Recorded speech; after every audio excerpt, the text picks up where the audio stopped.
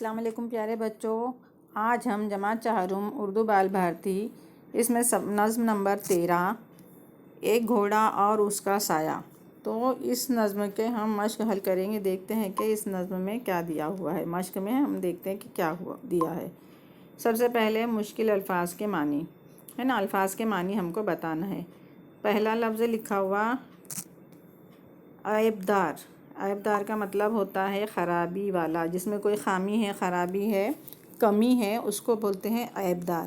بدکنا یعنی ڈرنا، انہوئی یعنی جو نہ ہوئی ہو، ایسی بات جو نہ ہوئی ہو اس کو انہوئی کہتے ہیں۔ وہمی یعنی وہم کرنے والا، یہاں مراد ڈرنے والا۔ مزاج پوچھنا یعنی حالت پوچھنا۔ اب بچوں یہ ہو گئے ہمارے الفاظ معنی۔ اس کے بعد ہے ایک جملے میں جواب لکھو۔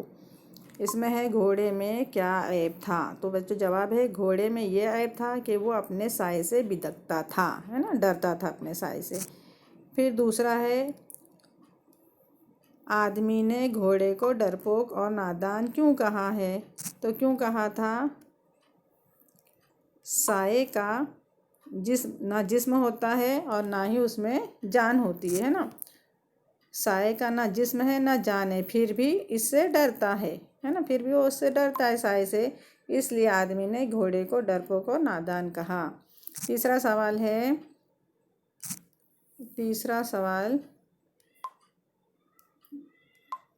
گھوڑے نے آدمی کے لیے کون سا لفظ استعمال کیا، تو بچوں گھوڑے نے آدمی کے لیے وہمی لفظ استعمال کیا ہے نا۔ پھر چوتھا سوال ہے آدمی کو کن باتوں پر یقین آ جاتا ہے، تو آدمی کو انہوئی باتوں پر یقین آ جاتا ہے، جو بات ہوتی بھی نہیں ہے نا اس پر بھی آدمی کو یقین آ جاتا ہے۔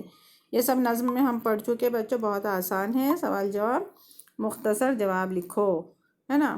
مالک اپنے گھوڑے سے کیوں خفا ہوا، خفا ہوا یعنی مطلب اس سے کیوں ناراض ہوا، خفا ہونا یعنی ناراض ہونا، کیوں خفا ہوا، تو گھوڑا اپنے ہی جسم کے سائے سے ڈر رہا تھا، گھوڑا جو ہے اپنے ہی جسم کے سائے سے ڈر رہا تھا، اس لیے مالک اس سے خفا ہوا۔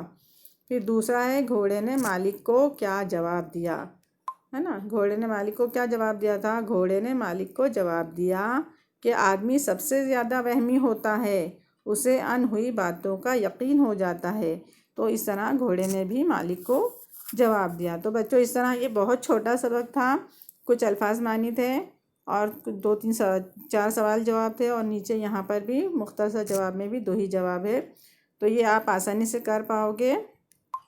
تو بچوں اس کو اچھی طرح سے پڑھیں گے اور اس کو اپنی کاپی میں لکھ کر مجھے بتاؤ گے۔ اچھا بچوں، اللہ حافظ۔